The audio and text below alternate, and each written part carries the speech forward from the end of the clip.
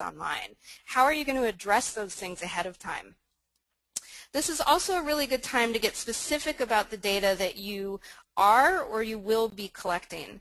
So everyone these days is on board with better and more efficient data collection. But what are you actually going to do with all that data when you have it? Do you know how to analyze it? Do you know how it'll fit into a constituent record? Do you know what you'll do with your findings? And do you have the ability to actually change your approach based on what the data is telling you? I like to call this data with context, right? Reporting out on KPIs and successes becomes useful when you can add context. It can't be data in a vacuum. So really knowing how things might change once you get some learnings from your data is an important thing to identify ahead of time as part of the planning process. On the relationship side, I think very clearly articulating the value that you offer to your constituents is huge. It's also incredibly difficult. And I think a lot of organizations really struggle with this.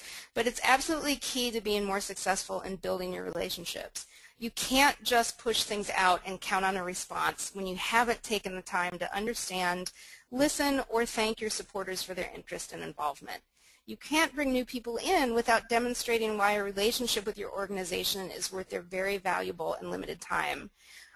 This one really is kind of a huge piece here, and I think again, I've seen a lot of organizations struggle with this because what happens is the organization has very specific priorities about, you know, we need to meet this goal, or we need to raise this much money, or we need to get this many people active to change this law.